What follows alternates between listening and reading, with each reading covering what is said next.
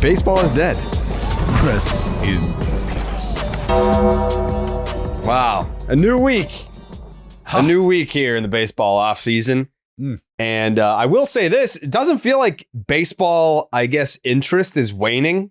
I don't know if it's like riding the high of the World Series or the Game 7, but it feels like baseball Twitter is as active as, not obviously as it was during the World Series, but I'm getting less and less it's football season, shut up, when I talk about baseball this time of year. I'm glad you said that because I think I'm ready to make this admission. It's been an internal battle that I've been having for a while, but I don't know that I can fight it anymore.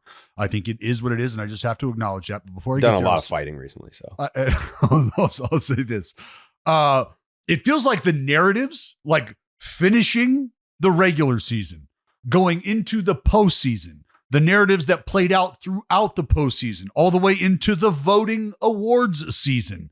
There was just a lot of strong opinions. There was a lot of, I think, credible arguments to have, a lot of different perspectives that were gathered and shared. And so I think that has a lot to do with why baseball is still like in the forefront of our brains to the extent that it is. I mean, it's never going to leave our brains like that. But to your point about the narrative and the existence of the conversations online, I think it's a testament to a lot. I think how we watched award season play out is a testament to voters really starting to roll up their sleeves and actually dive into these things a little more, even though it may not have played out the way a lot of fans in the Northwest would have hoped it would. I think still for it to even be as close as it was shines a light on that.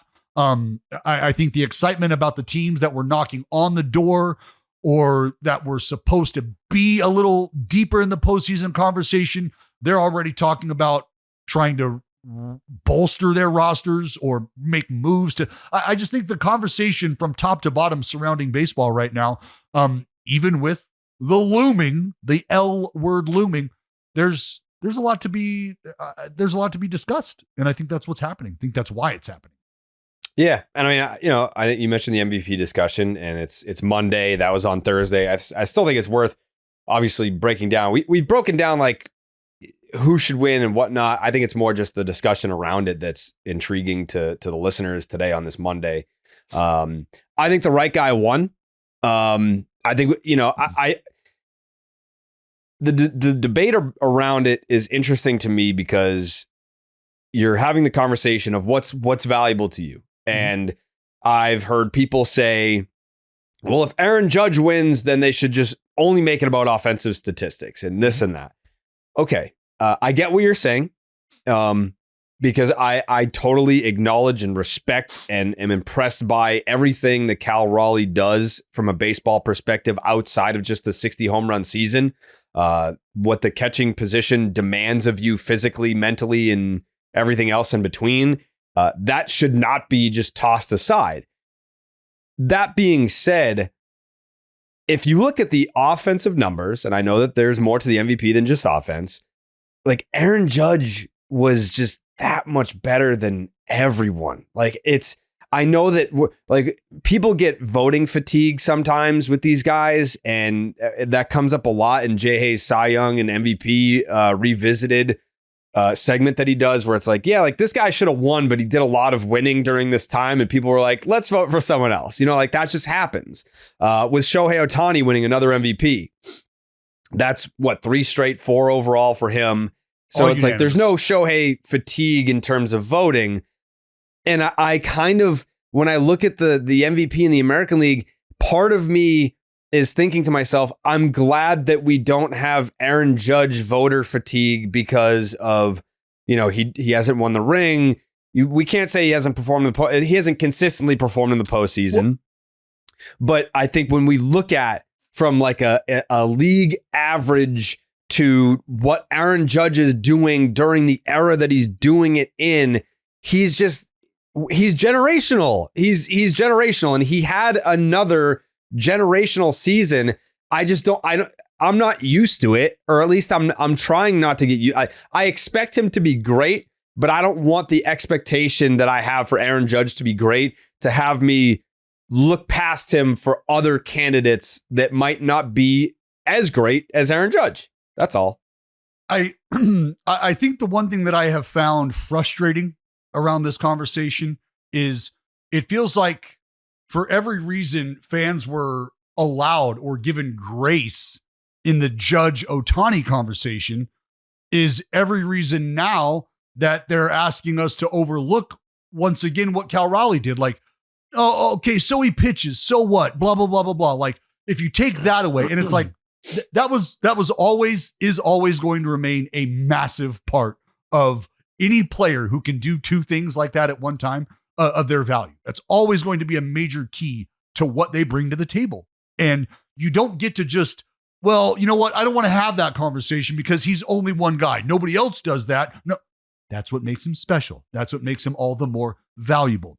So if we're all like automatically trying to cast aside that conversation and it was with Ohtani and Judge, now the Cal Raleigh and Judge conversation is what are we dismissing now? Well, now we're dismissing Cal Raleigh's presence behind the plate.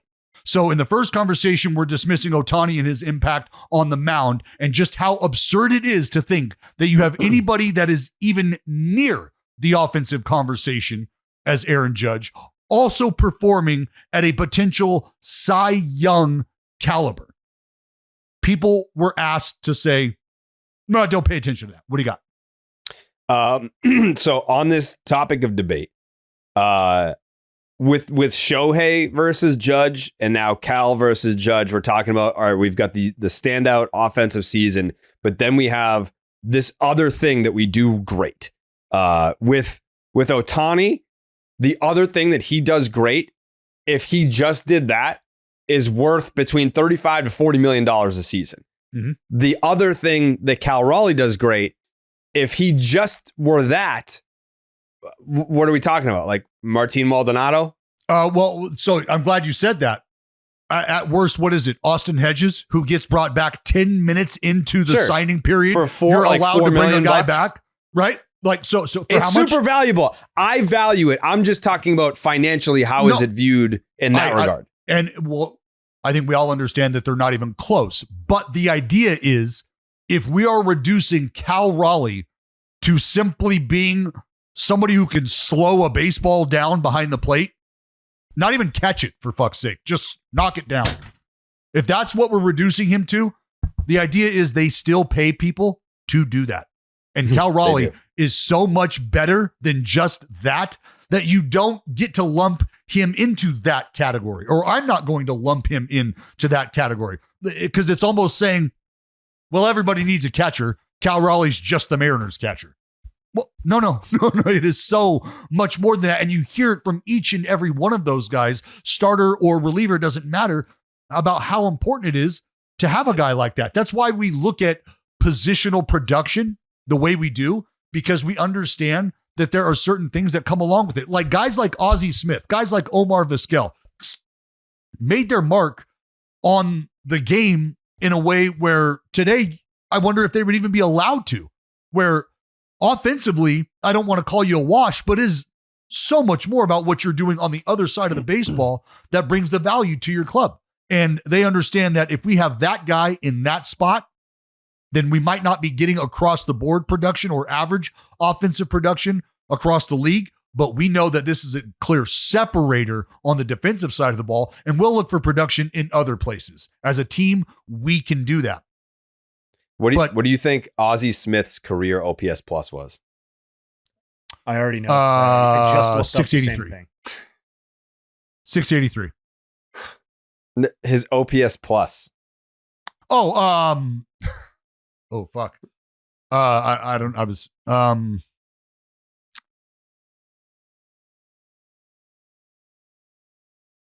know. Fuck. 83? 87.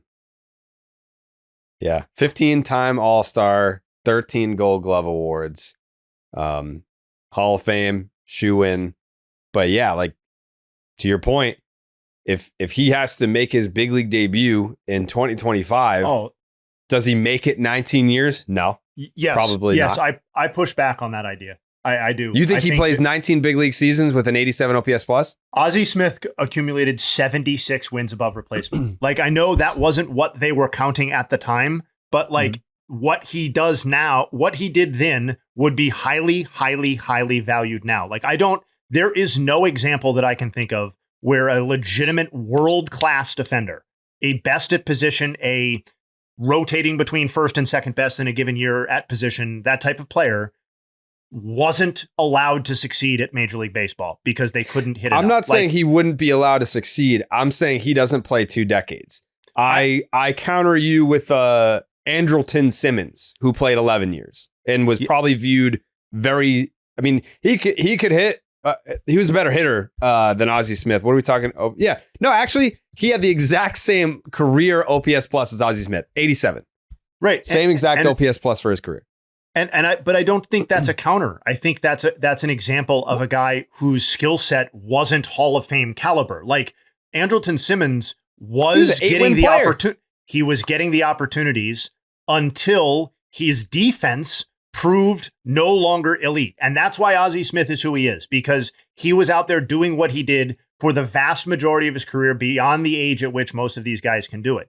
Andrelton Simmons he was getting fucking MVP votes. Like, people loved Andrelton Simmons. They knew he was a stat, a sabermetric early defensive stats darling. He was the defensive standard for defensive run save and all of that kind of stuff. Like, I think Ozzie would get it. I feel like Cal got the credit though for, like, or maybe not 100% in some people's minds, but I feel like he did get credit for the catching stuff. Like, I don't recall, granted, there are not many catchers who get into the MVP conversation to begin with, but I don't really recall any previous catchers catching getting this much attention in the push for his award voting than Cal Raleigh did. And 99. And here's why though. And I think Jared touched on it a little bit. It's because the conversations not only move the goalpost when we start talking about players who do a couple things at an elite level. That's why, ever given the chance, people automatically revert to Aaron Judge playing center field, right? Well, when you think about it, if the guy who played right field this year, or a mix of those guys, right, Giancarlo Stanton, if Stanton can step in and play the same position that Aaron Judge can play, and you don't miss a ton, how valuable is the defensive presence, I would ask. So I also think, because there's been an award that has been created for the offensive performance that is being put together, if your sole argument is that what this player has done offensively is so much better than everything else, then by default, you are eliminating a whole other skill set and aspect of what makes a player valuable. So you're telling me that we don't care that Cal Raleigh catches. We don't care. Who's saying that? How? Not the MVP voters are not saying that, right?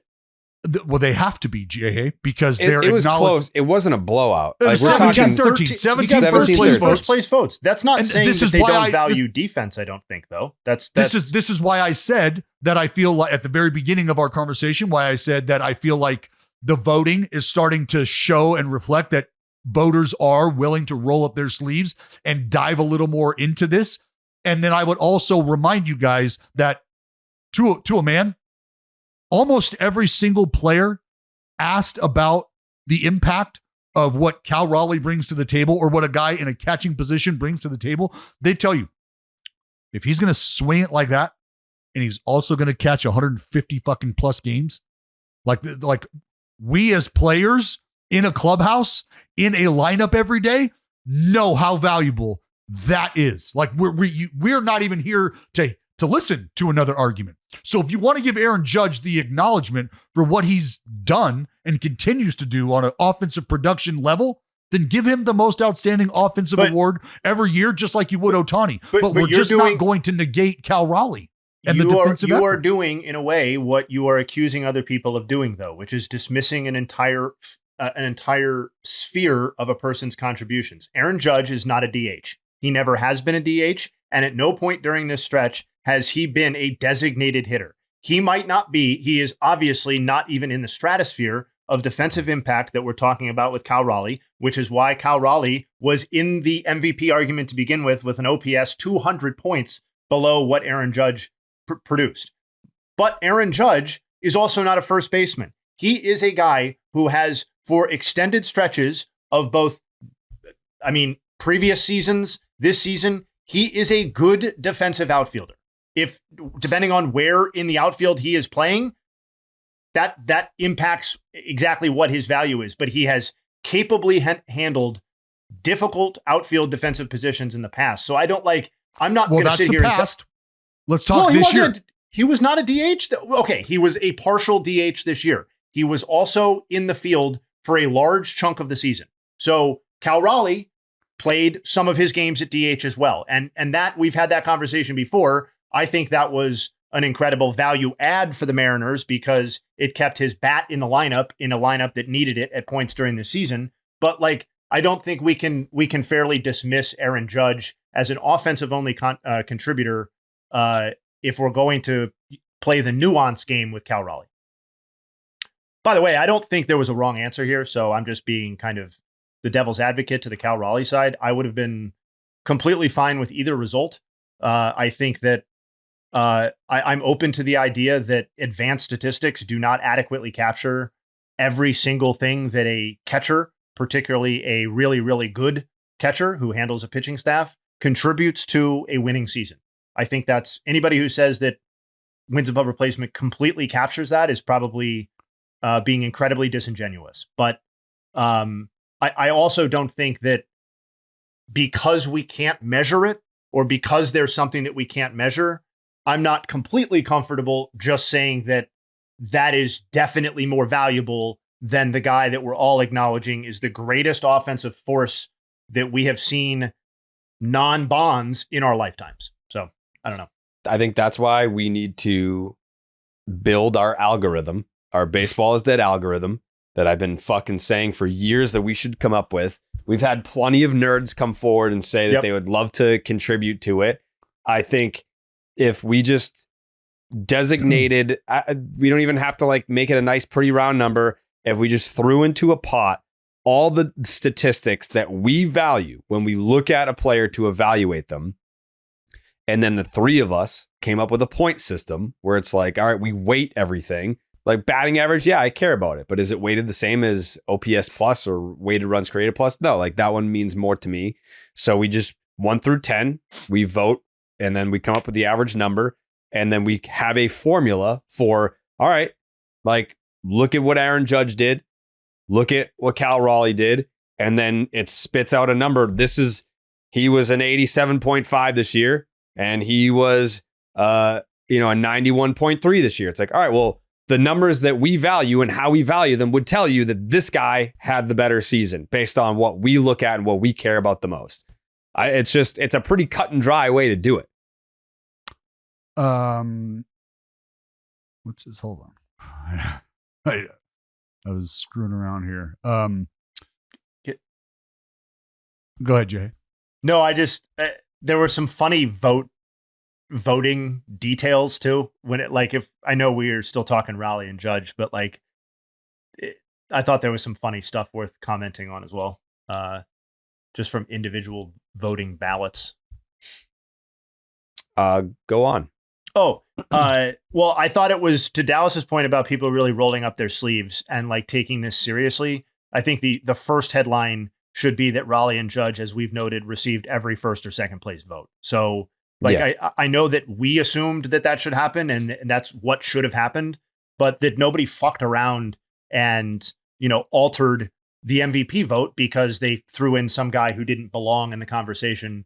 I thought that was cool. What I thought was a little bit more interesting was that one individual voter in the AL placed Junior Caminero and Nick Kurtz as third and fourth behind Raleigh and Judge. I can get there with Kurtz, I think, a little bit on a fourth place vote. Junior Caminero as third in the AL it's kind of crazy. And I think if Junior Caminero wasn't as fun as we all want, as he is, that might receive a little bit more scrutiny. Also, if I've ever heard of the outlet that voted for him, and I'm not trying to be funny, I just don't know what it is, then maybe that would receive a little bit more scrutiny. What is it? It is an outlet called Baseball por Gotas. Manolo Hernandez Duen. Okay. Raleigh Judge Caminero Kurtz. Okay. There you go. So Manolo went with his heart. That looks like it's based out of San Francisco. Okay. Manolo is a fucking legend in the band. Oh, you know this person? Oh, I know Manolo. Yes. Okay. Yep. Yeah. All right. Yeah. Shout out Manolo. Shout him out. I appreciate what Manolo's doing here. Yep. Okay. Could be a BID listener for all we know. Yep. Kurt's got another 5th place vote from a separate voter. So just giving the A's a little love there. And then in the NL, obviously it wasn't quite as clear cut after who was going to win. So that opens up a little bit more shenanigans, but I thought it was noteworthy, not strange, but noteworthy that Perdomo received 3 second place votes. And I think there's an interesting statistical case that he was the second most valuable player in the NL. And I think it's kind of cool that, well, he ended up finishing 4th behind the two sluggers after Ohtani, that Perdomo got some love there. Pete Alonso getting a 3rd place vote is, I would say, indefensible. I don't quite understand how you get there. I would be real curious on that one, but yeah. Anyway, Jayhay, side note: Giancarlo Stanton finished with a higher weighted runs created plus as a right fielder than Aaron Judge did. Wow. Well, Giancarlo Stanton maybe should have gotten some MVP love as well, given all he had to overcome. I agree. Just saying, like for context, the guy who filled in for Cal Raleigh did not post a higher weighted runs created plus in Cal Raleigh's absence in that same position. So whether that's valuable to people or not, not here to create my own storylines. Neither here nor there. Yeah. I do want to dive more into the NL MVP conversation. You didn't say that. You didn't say that Giancarlo Stanton posted a higher weighted runs created plus than Aaron Judge, did you? As a right fielder. As a right fielder. No. What do you mean? No.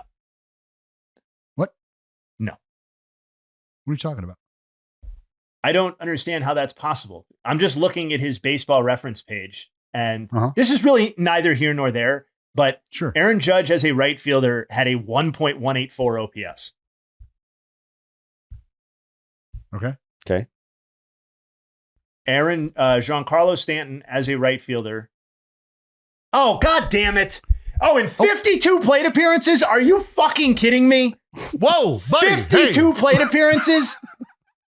Oh, you little Jared. snake. You fucking snake. Oh, my God. Yeah, fish are biting. Oh, you little man. Fucking God. Oh, man. It.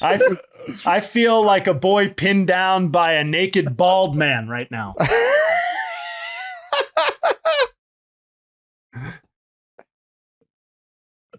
Damn. Right into that trap. Yeah. It's very rare you see Jayhay throw the challenge flag and be incorrect. That's how flustered he was. No. No, you are. No. What a disgrace. Very cut and dry, black and white issue here. No, Dallas is right for sure. No, he's right. As the numbers guy, Jayhay, the numbers are what they are. They certainly are. Very true. They certainly are. Yeah. You might want to play the numbers with the Underdog Fantasy app as well. It's the easiest place to play fantasy sports, but you already knew that. I'm actually itching to get back into the pick'em game. Obviously, riding the high of my Game 7 fucking smash piece. You want to talk about a legacy game? You can't. Like, I wanted to ride the high going into the off season like that, but all it did was make me starving for another victory that I have to wait now months for. You know what that is? Like if we were to put it in like real life terms, this is the evolution of you and your pick'em game, right? You were just winning. No. You were just a wee Amish lad out in the barn before school, manually milking the family cow. And that was that.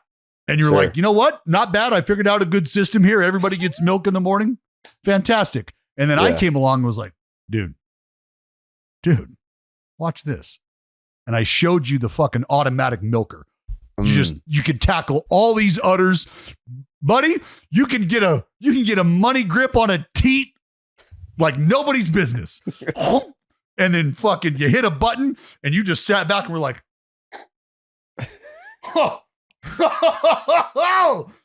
you're welcome. Welcome to the fold. Welcome to the excitement that comes with nailing 6 teats like that, Jared. Yeah. Are you taking credit for my success? Is that what's happening in this analogy? That was 100%. I was about to hear something about the A's. I felt like there. Right. Yeah. We were so close to hearing about. Speaking of nailing Jed Lowry. Yeah. Well, I was going to say, speaking of nailing the 6 teats, shout out Nick Kurtz and Jacob Wilson, who did receive MVP votes. You know. Yeah, that's big time. You'll probably receive MVP votes as a pick'em player on the Underdog Fantasy app if you take my picks next season. You can make entries of all baseball. You can also mix and match across your other favorite sports.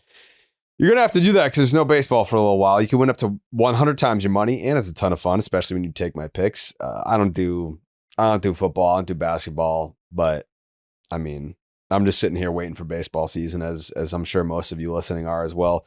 Make sure you sign up with the promo code Jared. That's Jared to get up to $1,000 in bonus cash and a special pick on Underdog. That's Underdog Fantasy promo code Jared. As far as the NL MVP discussion goes, 4 MVPs now for Shohei Ohtani, 3 straight. And he joins Barry Bonds as the only 2 players to ever get past 3. There's been a bunch. Jayhay, offhand, do you have the guys that have won 3? Yeah. The guys that have won 3, I mean, it's a Hall of Fame list, but you get to, if you get past winning 3, it's the inner circle of inner circles for Major League Baseball. And Shohei's already there, which is kind of crazy. Yogi Berra, Roy Campanella, Joe DiMaggio, Double X, Aaron Judge, Mickey Mantle, Stan Musial, Pujols, A-Rod, Schmidt, Trout. Okay. Oof. Yeah, the 3 club is basically an inner circle of inner circles. Yes. I mean, who's the worst player there? I know that's not the point of why you brought it up, but who's the fucking worst? I mean, I guess it's one of the catchers, basically by default, Berra or Campanella, but that's crazy. Yeah. Why is it a catcher by default?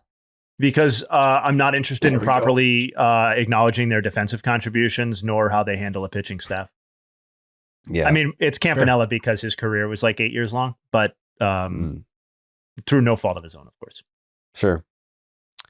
Shohei Ohtani, unanimous, got all 30 first place votes to win the MVP once again. Kyle Schwarber got 23 second place votes. Juan Soto got 4. Geraldo Perdomo got 3. Who actually got who was Perdomo? Who was the biggest snub for, I guess, where they finished? Like, I have a take on that, actually. Is it Soto? I think it's Soto. I think Soto, or at least the degree to which he finished behind Schwarber or that he finished. I just think Soto had a better season, but I know the home run total was what it was. Otherwise, I think it's a pretty rock solid list. Yeah. Like Trey Turner got appropriate love. Skeens was the highest finishing pitcher and finished 6th overall. You could probably argue higher for him, but obviously with the Pirates being who they were, that momentum was never going to happen. Can I say this? Pretty weak class in the National League. Like, it's a very top heavy discussion. Agree.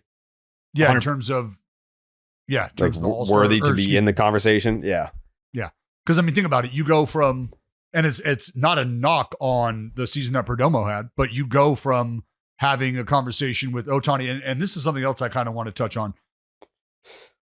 Think about how quickly we have blown past being taken aback by the unanimous vote. Like we were like, is it going to be unanimous? To now, it's like if he's going, he being Ohtani, if he's going to win the award, it like, how's it not unanimous every time? Is kind of what it feels like is happening at this point. Does he catch Barry at this point?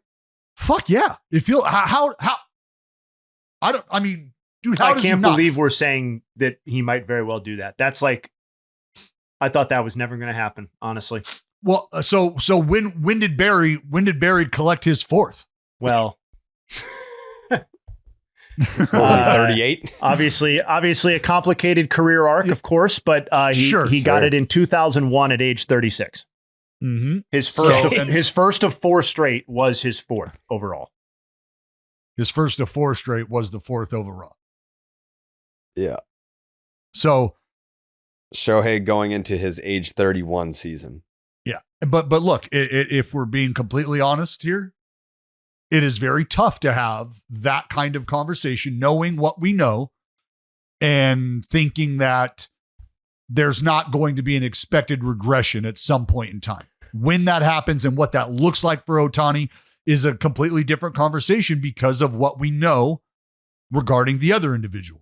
So if all things were to be equal, and when I say equal, I mean Shohei Ohtani was able to experience the sustained longevity that Barry Bonds did for whichever reason you want to point out.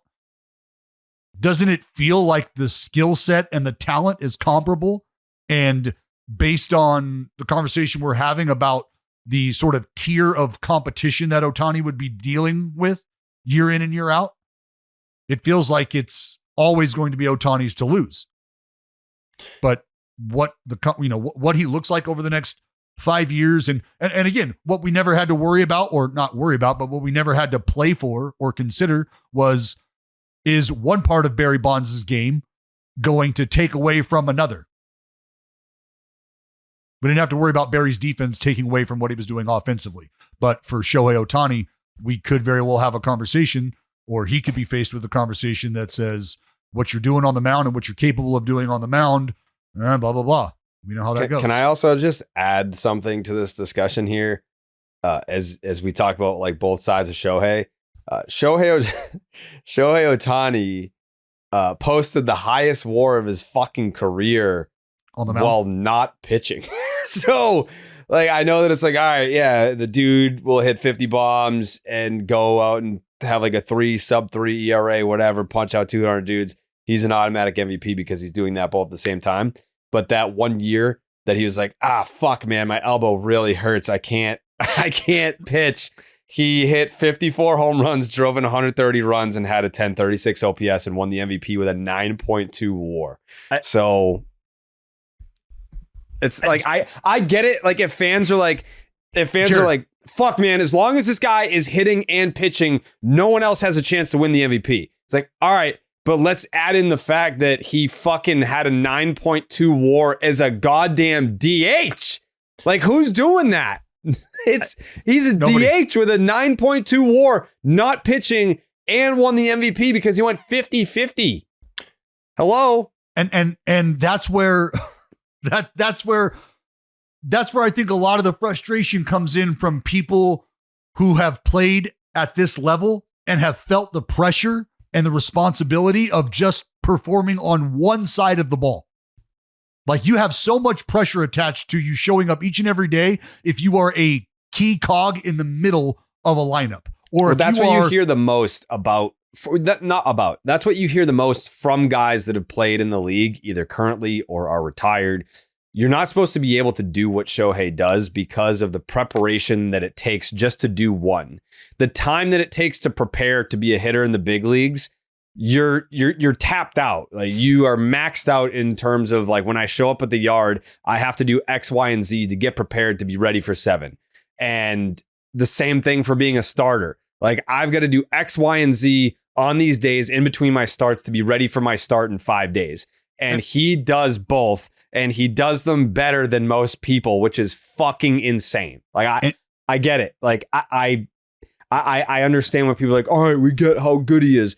But like, it's almost like I want to say, do you? Do you understand? And when I say that, dude, when I say that, I promise you it's not coming from a place where I'm completely dismissing people who have never played in the big leagues. That's not what I'm doing at all. What I'm really trying to do is like pull back the curtain and bring you back here and show you all of these dudes back here secretly all look at Ohtani like he's a fucking god because of what he does on the field. And because they know, because they look know at him like a fucking David Blaine magic show. They're like, how?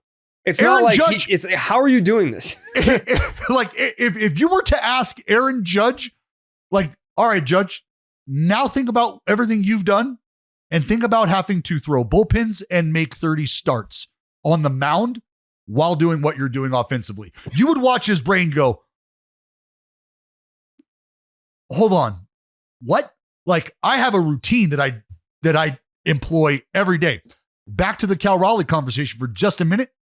That is why I said what I said about the positional importance of Cal Raleigh, because at no point in time does Aaron Judge show up to Yankee Stadium and then has to take what he's looking to do or how he's looking to prepare for his game and has to put that aside so that he can go make other teammates better.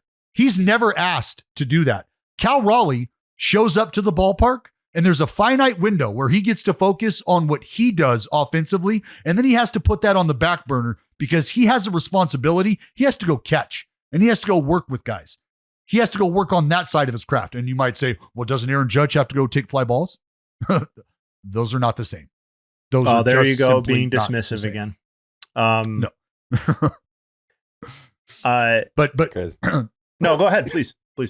Oh no, that's just. I think that's why when you get to the Ohtani conversation, as a pitcher, I look at you and say, brother, if I'm geared up for 32 or 33 starts a year, and then you want me to also put together a game plan and preparation to go take 500 at bats. Oh man, okay, that's a lot. That's a lot for me to chew on. Okay. Can you expect one of these areas to take a hit though? Like, I think we would all understand if one of the areas took a hit. If I was a guy who was touching the ball to a 280 clip and now that takes a backseat to 250 because I just haven't had the time to spin in the cage, would we all understand? Probably. But instead, this dude is breaking records and setting records 50-50 because I didn't pitch. I'm rehabbing a fucking shoulder or I'm rehabbing an elbow at the time. And then the next year he's rehabbing a shoulder. Like he's doing all of this shit while facing hurdles that nobody else is facing. We don't even have to make up the one scenario that you're talking about where it's like if a guy had to adjust on the fly in the middle of his career, like what allowances would he be given? Mookie Betts, when he went to shortstop, the conversation this year about Mookie Betts really wasn't to the degree that you would expect that his OPS dropped 200 points. It was, wow, what an incredible teammate, what an incredibly versatile player, and what an incredibly valuable season he's still putting together while dealing with the health thing at the beginning and the position change and all of that. And that's while his OPS plummeted to lows that we have never seen from Mookie Betts before. And Ohtani's doing what you're talking about and what Jared's talking about, and he's thriving in both ends and resetting marks for himself offensively while that's going on. To circle back to the very initial question about the 7 MVPs and can he catch Bonds, nobody's ever made money or been successful betting against Ohtani, and I'm not really going to do that. But for context, like, I do think we all need to acknowledge how fucking unprecedented it would be if he caught Bonds. Ohtani is an unprecedented player. We know that. So, like, I get it, but there's no precedent other than Barry Bonds for a player winning 3 MVP awards from the point that Ohtani is at now until the end of their careers. Campanella won 2. And while I'm not dismissing those MVPs, I don't think a catcher in the 1950s is really all that relevant to figuring out whether Ohtani can do what he's doing right now. So it would be like Jared asked, like, read off the guys with 3 MVPs. What we're asking Ohtani to do is have one of their careers all over again, right? Like, we're asking him to have Mike Schmidt's MVP tally moving forward. We're asking him to win Albert Pujols quantities of MVPs moving forward. And he can do that And like, so that's like kind of the negative side of my head, but the positive side of my head, or like the part that is trying to craft a path for him to be able to do it. I wonder how challenging this field is for Ohtani over the next handful of years. And I'm not saying that because these players suck. I'm saying that because of what Jared said about the people who actually received the votes this year and how top heavy it was. What we expect those players to their trajectories to be moving forward, whether they're moving away from Ohtani or moving closer to. And when you look aging at the stars, yes, and when you look at the best young players, like I know Dallas and I picked Elly De La Cruz as the MVP, partially to have some fun, partially because I believed that he was capable of doing it. The gap that Elly De La Cruz has to cross to get to Shohei Ohtani it feels completely different than what I felt like the gap was to get an MVP vote entering last season. And so like, if it's not who is taking it from him? If it was the AL, maybe it's a different story with Bobby Witt and some of these other, and Aaron Judge for that matter. But Nick Kurtz. Elly De La Cruz finished 22 places away from Shohei this year. Yeah, and I'm not even saying he's the best example. He's just the one that Dallas and I picked entering last year. So I think it's a good pull. But who is that guy that is going to step up and take this from him? And it always could happen. He could get injured, but I don't see it on paper. Isn't it crazy to think that? And I mean, maybe I'm talking out of the side of my neck but to that point about an Elly De La Cruz, how much further back does a Paul Skeens finish than Elly De La Cruz? Where we're looking at Elly as a guy who could very well be or might be one of the top tier threats that we see coming for that crown. And if Paul Skeens, a guy on the mound, is not so much further behind Elly De La Cruz in that conversation, I think that speaks volumes to the sort of talent gap between what Ohtani brings to the table each and every year and what the rest of the players in the league will. Because outside of a Juan Soto, it feels like you're going to need career type years from one of these guys each and every year to dethrone him or to even be part of the conversation. Go ahead, Jay. No, the bottom 75% of this ballot to me in the NL is is basically a non-starter for people who are actually going to threaten a healthy Ohtani. Like even guys like Lindor, like that, you gave it your best shot, man. Like it's just not probably going to happen at this point. Like Corbin Carroll, like I don't feel like his career trajectory is going to end up, even though I have previously picked him as an MVP. Like it doesn't feel like he's just quite going to get there in a real Ohtani season. Like, so you're really just counting on the idea that Ohtani would get hurt and that somebody else would grab that MVP. That could happen once or twice, but like, it does feel like he is an overwhelming favorite into next season in a way that we haven't seen, at least since I've been paying attention to preseason MVP favorites and stuff like that. And to my point about the Paul Skeens in the conversation, like it just strictly in terms of the metric that a lot of folks have gone to in conversations like this, the wins above replacement. This is how it rolled out for the top 5 in the NL.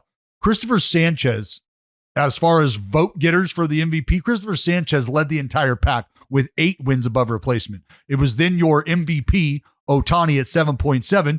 And to my point, the guy behind him, Paul Skeens.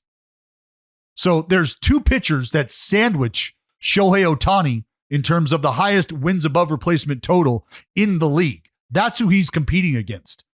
You then have Perdomo at 7 and then Soto at 6.2, right? And Schwarber down at 4.7.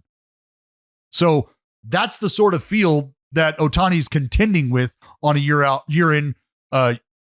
basis. It just, how about this? Well, I'll ask this question again so many years down the road. Shohei Ohtani's first MVP season. He hit 257 and on the mound had a 3 ERA, just over a 3, I believe, in 130 innings, something like that. Is that right? I don't fucking know. I think that's accurate. But if he's going to post a 3 over the course of 20 to 25 starts and he's going to hit 260 with 30 plus and 100 RBIs, and an OPS of 1,000, that's not the most valuable player in the league? That's not the most valuable player? A guy who's going to hit 30 homers, hit 260, drive in 100, give you 25 starts, and post a 3 ERA on the mound. That sounds like it's pretty goddamn valuable. Mm-hmm. And that was his least productive, his least productive MVP season. And I'll remind you, it was unanimous. Unanimous. It wasn't even a conversation. Every year his since OPS then, plus wasn't even close to what it was the other 3 times he won the MVP. But in that time, Jared, still fucking unbelievable. There's a 157 OPS plus, but it was 185 the second time, 187 the third time, and then 179 this time. Yeah. So after the first time, people were like, "Fuck, man, you're right." Nice shitty first MVP, dude. Yep. Yeah. And if he's gonna do that every year, I guess we can acknowledge it as unanimously the most valuable season this year. But if he does that again next year, we're gonna have to look harder for somebody who's more valuable offensively. Oh, what? Offensively. Oh, you mean the Hank Aaron Award winner, not the MVP? Oh.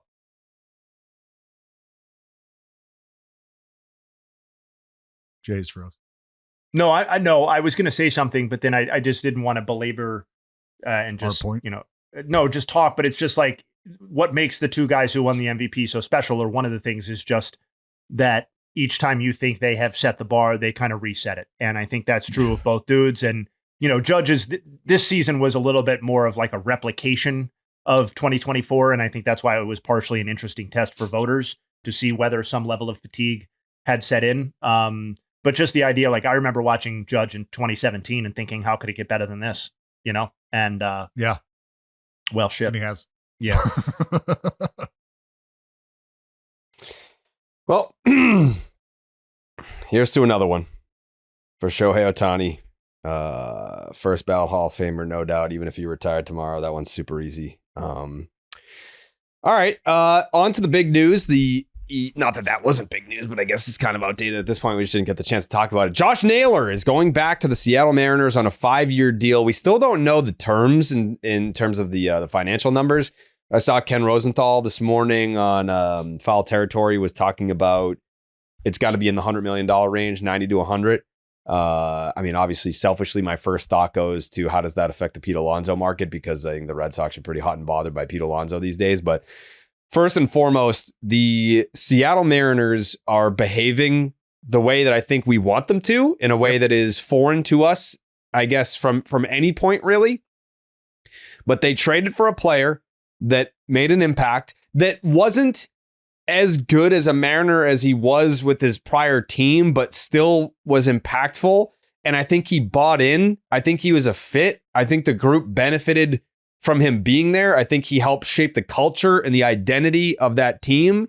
And to get that close to their ultimate goal and to fall short of that, sometimes when you have a team and you lose, you sit there and you say, how do we shake it up? How do we do something different? Because obviously what we're doing right now isn't working. I don't think you can say that about this Seattle Mariners group. I think we had a small taste of what we really wanted to do with this group, and we got really close. And I think if we ran that same series 10 times, we might get in 6 times, however you want to phrase it. So in this particular case with this Mariner team, I am more than good with them trying to run it back. Obviously, you want, I don't think Eugenio Suarez is going to come back or anything like that. But if of the players that are free agents that could potentially be going elsewhere, I like the fit of Josh Naylor coming back. I like the 5-year commitment to him being there. And I commend the Mariners for being the team, out of all the teams. And we've heard the Mariners front office and the messaging coming from this organization in recent years be quite discouraging to Mariners fans. Like, what the fuck are we doing here? Like, if we're aiming, 86 wins was the goal or whatever it was, or win however many percentage of their games. The messaging from the organization hasn't been super encouraging in recent years, but to be the first team to pounce on a free agent, on a guy that fits and belongs in that clubhouse and that culture, and it's not a cheap deal by any means. I mean, the Dodgers would be like, yeah, that's nice, that's cute. but to the Mariners, it's significant to them. So just an A+ across the board. I love the deal for them. And I felt the exact same way. I was going to tweet about it last night, but I knew we were coming on this morning. And everything you just said is everything that I was thinking about too, because having been around the clubhouse and been around the roster and see the guys, the way they interact and the way the fans receive these guys, for Josh Naylor, it might not show outwardly. And I think when I say that, what you see from Josh Naylor is the energy, is the excitement, is the absolute maniacal celebrations in big moments, right? And that's what gets everybody's attention. But when you have somebody like that just exists daily in the room, there are expectations that come along with that kind of mindset. You don't walk around with that kind of energy inside and not have expectations for yourself and for the group that you're a part of. And I think that is something that not only the fans felt early on and latched on to early on, but the buy-in that occurs for a guy like Naylor to walk in the room and know, buddy, I'm going to get penciled in and sandwiched somewhere between a big dumper and a J-Rod. And that's going to be a fucking great place for me to live in the lineup. I know what I bring to the table. The Mariners identified him and his skill set as something they needed to push them through and be a part of the divisional race, which ended in them taking the crown. And they said, at no point in time were we disappointed or felt like we were missing anything when we brought Josh Naylor in. He provided us with everything we were after. Why would we not just start right here and build? And that's where Mariners fans wanted to see this front office start to behave in this fashion. Don't sit here and mull it over. Do we need a guy like Naylor? You identified the fact that you did during the season last year. You went and got him. You got what you got from him. What conversation are we having? Like, they're not even weighing the Pete Alonso and they're, nope, all good. Naylor's our dude. Let's roll. Fucking love that, because now it gives them the opportunity, having locked him in so early, to point their attention elsewhere. Yeah. Point your attention elsewhere. And the fact that you have the pitching staff in the shape that it's in and in the condition that it's in, I think it really allows you to start to project from an offensive standpoint where you see this future headed, what you see in terms of value bringing that in. It also kickstarts the process of this offseason, this free agency period. If you were to power rank all the top free agents, a lot of these players, there's a high chance that they're all, at least in the intention is for them to all go back to where they were. Mm-hmm. Yeah. Like, how often have we seen something like, it's pretty rare. You know, Bregman and the Red Sox, they want to match up. Schwarber and the Phillies, they want to match up. Like, a lot of these guys, like Kyle Tucker, I think that's probably the only one where I'm like, all right, I don't know where he's going, but it's not the Cubs. But Cody Bellinger going back to the Yankees. Like, there's a lot of different scenarios where I think if every team had it their way, they would have a lot of the free agents out there returning back to their intended team. Does that make you feel, because I've thought about this, does that make you feel like Kyle Tucker could very well be the last one to sign?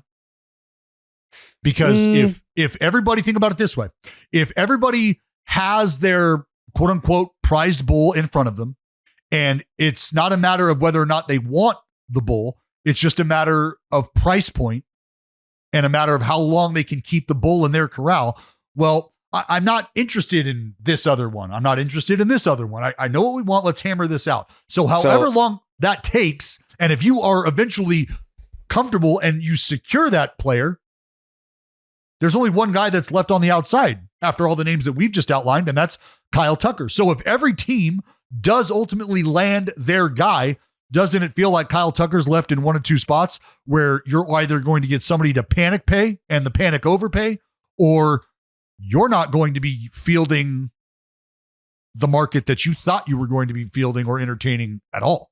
I think the team to watch in that situation also fits into the same category of big free agent, would love to bring him back and he wants to be back.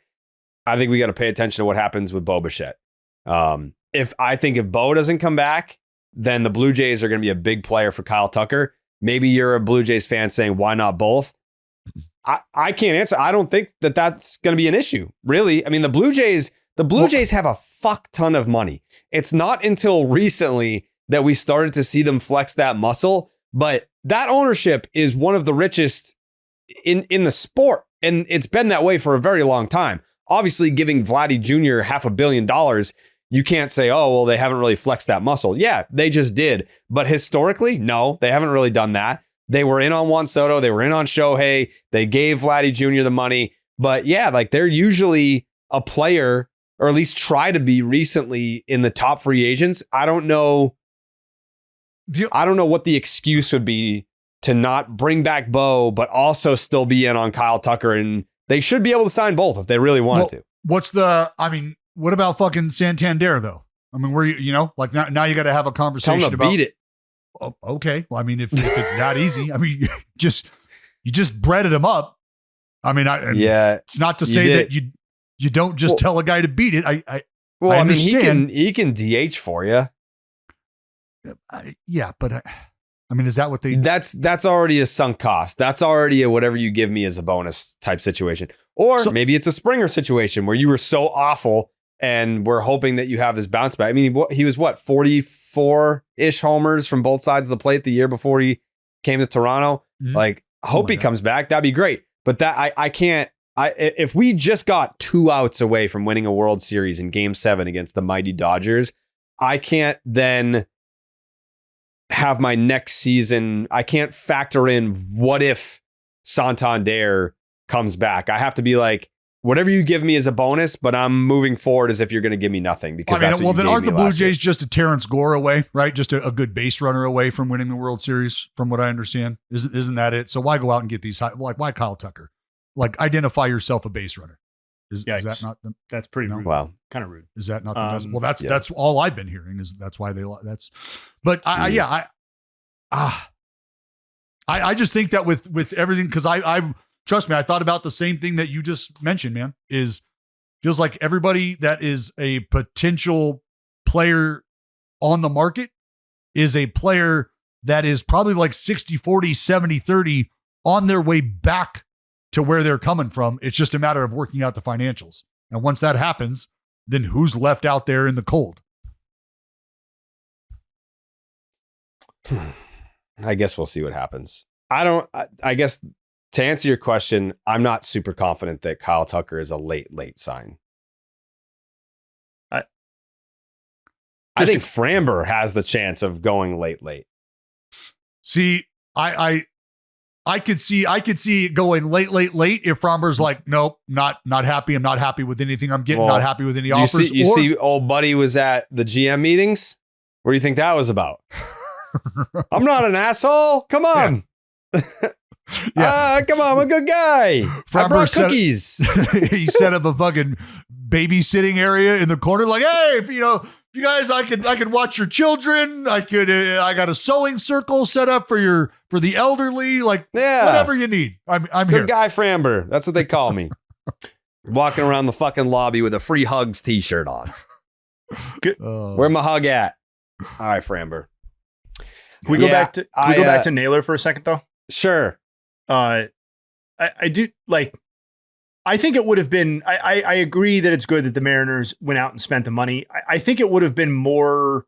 I would have felt more closer to like ultra critical or embarrassed if they didn't do this or something like it than praising them for paying $18 million or whatever it is for a very good player. I think that it's a great fit. I agree with all what you guys are saying. What I think super interesting about Naylor specifically though is like he lost 2 miles an hour off of his average bat speed from 24 to 25. His fast swing rate was cut in half, but his squared up rate meaningfully improved.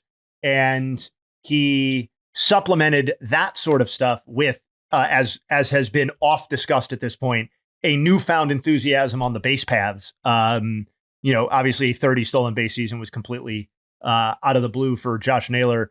It's not even a skepticism necessarily. It's more just like, it reminds me a little bit of the Cody Bellinger thing where you're looking at some of this underlying stuff and you're like, I wonder which of that is sticky, which of that is going to regress to next season, like what sort of player we're going to get. I mean, Josh Naylor has succeeded in the previous version of himself as well, so I'm not necessarily concerned about it. It's more just like a statistical quirk that I'm going to be looking at next season. And while he's not being signed to steal 30 bases, I am curious to see like what level of base stealing aggressiveness sticks with $90 or $100 million secured in the bag. So good signing, one they needed to do. They need to add. They can't afford to subtract, in my opinion. So I think this is step one of what I hope is 3 or 4 meaningful transactions for the Mariners this offseason, but a very necessary one, as you guys laid out. Yeah. Yeah. Happy for him. Yeah. Well, we need a Mariners correspondent on this panel that we have. I've got 2 dudes that we could absolutely bring on that would fucking crush it. Who? Oh God, it's they do a podcast. They do a Mariners podcast. We're definitely thinking of the same people. Yeah. Yep. Yeah. They're great dudes. Bruce Chen. It is not Bruce Chen. Yeah, Dallas, come on. Call him up. He's on your speed dial, right? Bruce? Yeah. Yeah, well, we have the like the Nextel talkies. Like we don't even deal with Got it. You know, like it just got it. And he knows. Yeah. Yeah. That's Jake, book Bruce Chen. I want him on for the Thursday episode. Actually, you know what? Let's rekindle an old flame and have Bruce Chen and Dallas do some Family Feud on Thursday. Oh, that's such a good idea. Yeah. They can talk about all their memories together, all the stories about being the boys back in the day, and yeah. That'd be great. Have one of the questions be name the former left-handed pitcher that Dallas was really good friends with while he was in the big leagues. And then Dallas would get that one and he'd be like, fuck. What is it? Oh, God damn it. God, fuck. You done? Yeah, that'd be great. Mark Burley.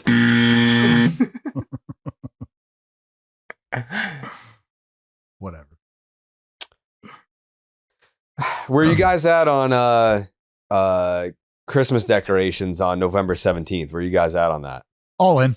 Watched the Christmas movie yesterday. Okay. Yesterday. Least surprising answer ever. I am pedal to the metal Christmas So season. you're in on it. Like this is a new development, but yes. And it's been something that has developed. All right. I know what that means. Okay. Happy 11th anniversary to Dallas and the world famous Meg Braden. Happy anniversary to you guys. Thank you very much. So yeah, 11 years in, like, cause you said it's a new thing that you're accepting it. Like it's part of the acceptance, right? So I am the one who is pushing this. You're the Christmas guy. Meg would have me hanging from the fucking light standard by my toenails if it were up to her for trying to do this. But I have told her progressively, the world and society feels like it's just getting shittier and shittier.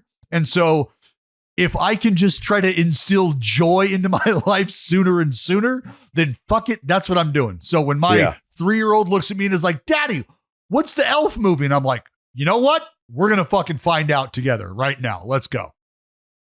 So, I mean, I love Christmas. I've never been a pre-Thanksgiving Christmas guy. Nope. But I don't know. I don't care about anything. I'm not going to like, there's no battle that I care enough to fight in. Sounds so joyous. All the Christmas gifts, all the Christmas decorations are up. And I pretty much, like, the first year that I moved into this house, I bought Christmas decorations for the house. So those have now almost entirely been altered. Like the color scheme is different now. And I'm like, I don't care. Like, like, how do you feel about going like, black, gold, silver, like whatever the fuck you want to do? Like, I don't care. As long as I don't have to do it, that's fine. I hung the wreaths. I did the wreaths today. I I'm the one that's fucking lugging that shit off the third floor to bring it downstairs to decorate and all that. Third floor, humble brag. Just saying, hey. But that's where I'm at. Is thank God it's not on the 5th floor. Am I right? Yeah. Fucking hey, Jay, I'm telling you. Yeah. I have submitted to she's the Christmas creature, man. Like she fucking, I forget what I said today. I just humbly made a suggestion and she was just like, like, unless it's my idea, it's not happening. I'm just like, okay. Because we bought these big ass Christmas wreaths. And when we did the upstairs, they were originally in the windows, but we weren't sleeping up there yet on Christmas last year. So now we have the curtains that come down. So like you wouldn't be able to shut the blinds if we did these big wreaths in the window. So I was like, how about we hang one from the top of the stairs? And it was just like, I was like, I don't want it there. And it's like, okay, all right. I'm just making suggestions. I'm just throwing it out there. No. Yeah. So she like, I've never seen her. She doesn't care. Like, she's like me. She doesn't fucking care. It's like, yeah, whatever you want to do. Like, put on whatever show you want, put on whatever movie you want at the end of the night. Like, she doesn't care. Yeah. But with this Christmas thing, I've never seen anything like it. I mean, it's Jared. She saw me watching the movie and she looked over at me when she walked in. She didn't say anything for like 2 minutes and she just sat down and then I could see her like starting to look around. And it was her looking to see if I had like put anything up maybe. And she just looked at me and she goes, you ain't touching the fall shit. Got it? And I was like, okay, I get it. Yeah. She did come in yesterday though, after coming home from a birthday party where one of our friends who is going to be the individual that I utilize to decorate the 150-foot tall fucking tree out in the middle of our neighborhood in our front yard that I'm going to do. She did come in and was like, hey, so talk to Cam and I got the number.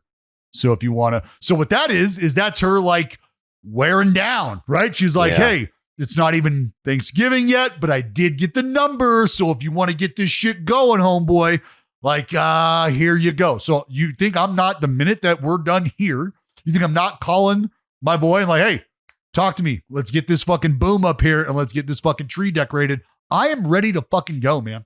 Ready to go. Yeah. Yeah. My Christmas tree got demoted. Sucks, it just is what it is. My Christmas tree is one of those like LED ones that just like, it does like a bunch of different designs or whatever. Oh. And she has her own Christmas tree and she's like, this year, my Christmas tree is going in the living room and you can put your Christmas tree upstairs. Yeah. So, Slash, I don't care if you set your fucking tree up, Jared. Don't care. It could stay in the box if you wanted to. By upstairs, I meant in the box, out of sight. Yeah. That's what yeah. So my sad ass tree is at the top of the stairs. Put it in the shit. And her Christmas tree, which is now our Christmas tree, is in the living room. Yeah. Yeah. So it's going good. It's going really good. And sounds great. Yeah, no, it's great. Yeah. So yeah, all my stuff is pretty much out of sight. And she's done a great job. She's done a great job decorating the place. Because we are because I will never go fake tree because we are a real tree family. Sure. The day after Thanksgiving is like, that's mandatory. Like everybody wants to go fucking stab each other in the mall for fucking Christmas. You knock yourself out. I'm in the woods chopping shit down. That's what we're going to be doing. Yeah, that's fair. What do you wear when you chop stuff down? You bring your hatchet?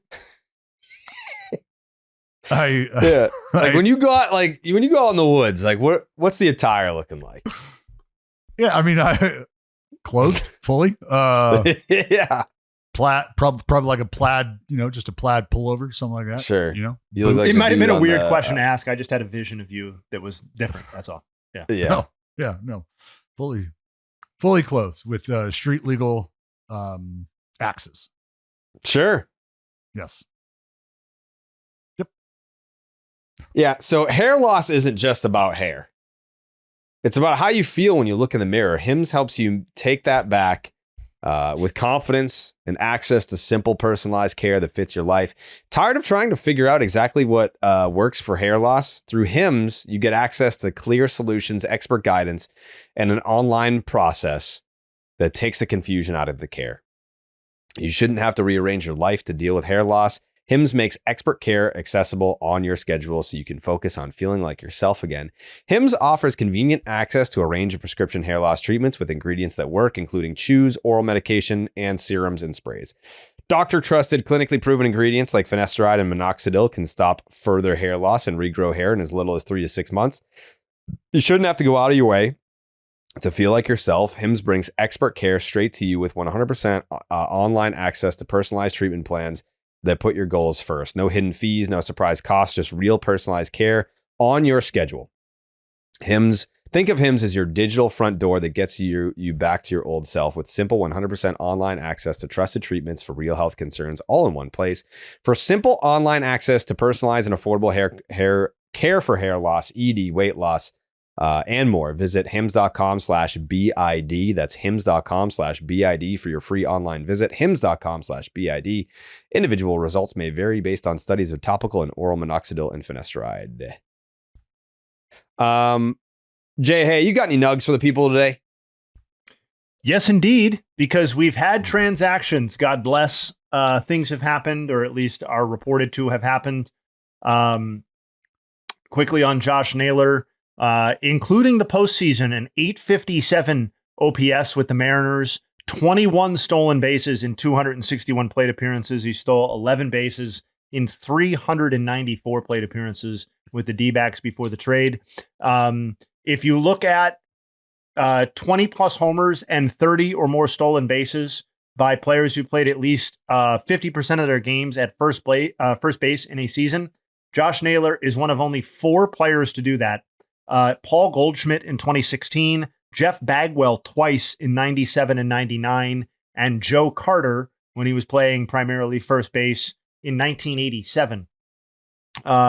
Also, just to put some numbers to what I said earlier, Naylor's bat speed went from 72.9 to 70.9. His fast swing rate went from 32.7 to 17.8. And his squared up rate as measured by contact, 34.1% to 39.2%. Also, I don't know if you guys saw, but we had another big transaction. Came in while we were recording.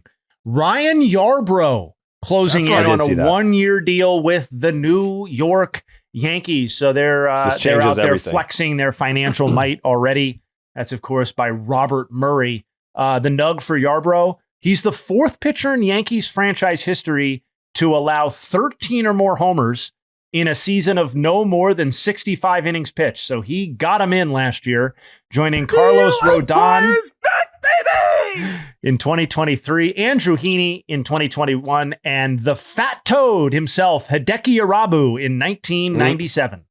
And those are the Nugs. Dead, right? Oh, I'm sorry. Rest in peace. Yes. Yeah, rest in peace. Congratulations to Hubs. Got married. Congratulations to Hubs. Yeah. I feel bad. Were you there? I was supposed to be at the wedding. I was not. Yeah, originally was going, then wasn't going, then was going, but then wasn't going. Yeah. It was in California too. That's quite a ways. Yeah, if it were closer and on a last minute whim on the East Coast. Not you. Yeah, if we're on the East Coast on a last minute whim, I could have been there, but because of the changes and then the changes and then the changes, it was difficult to make the changes at the end there. Yeah. Do you think he was able to enjoy himself without you? Probably not. Yeah, I doubt it. Yeah. Well, congrats to Mrs. Hubs too.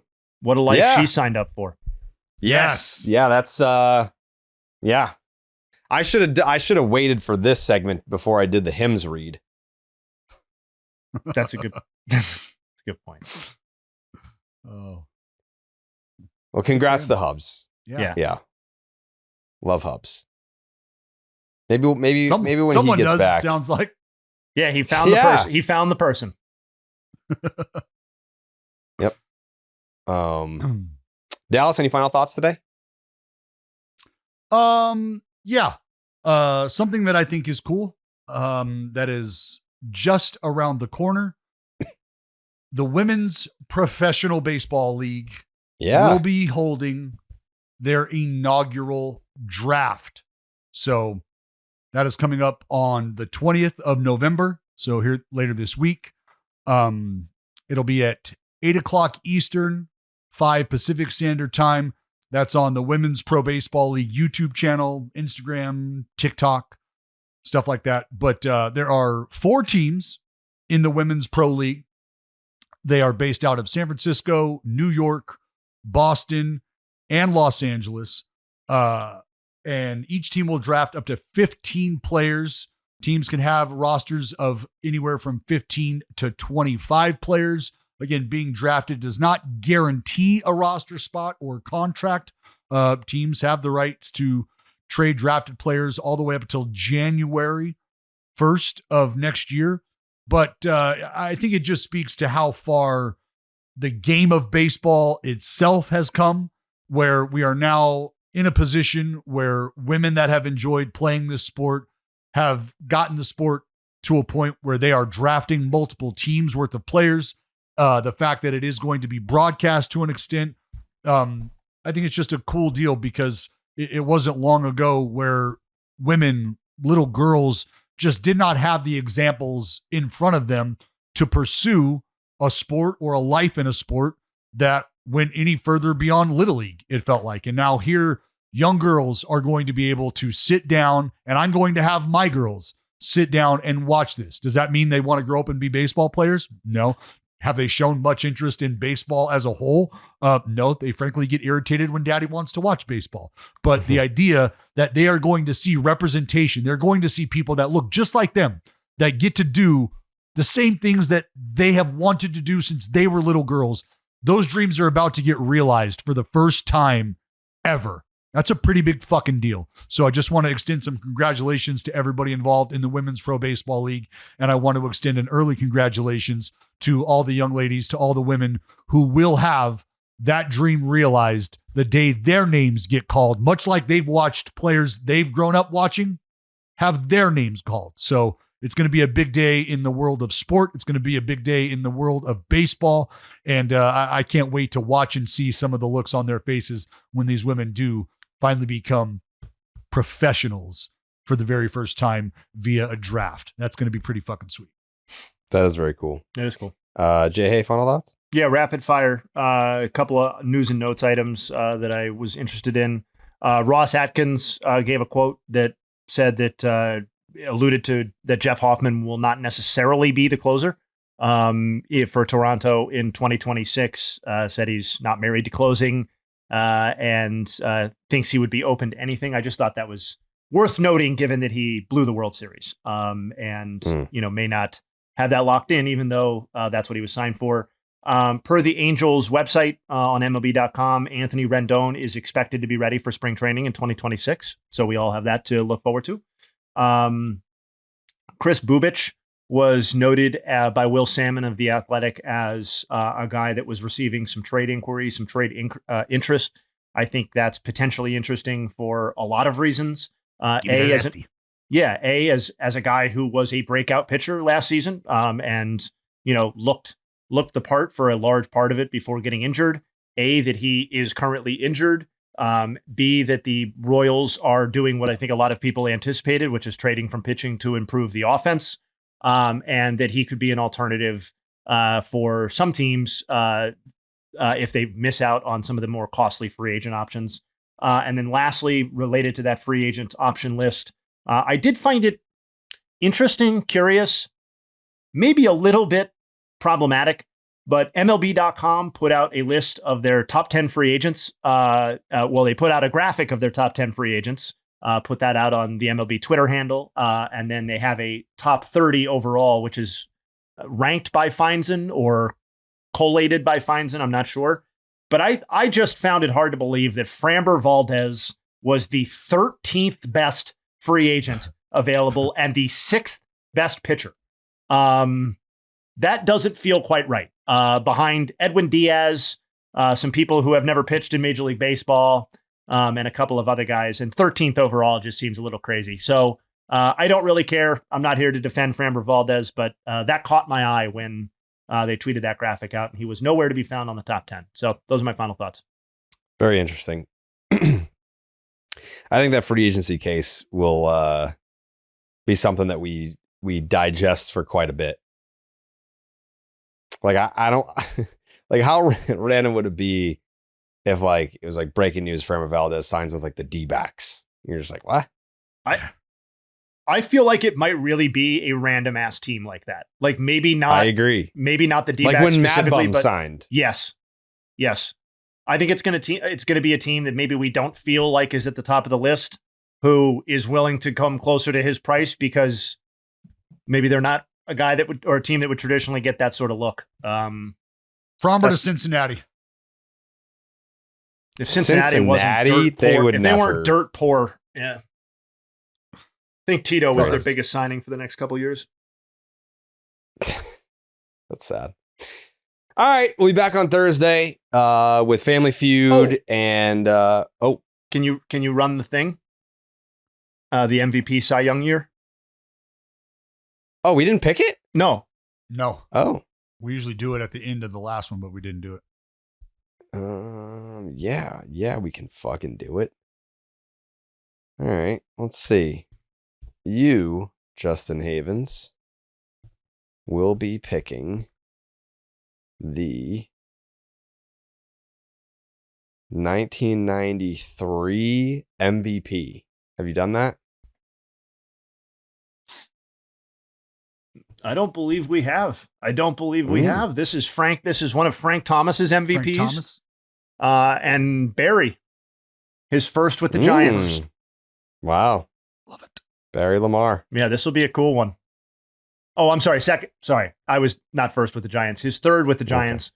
Sorry. First with the Giants, third overall is what I meant to say. So yeah, this will be fun. All right. There you go.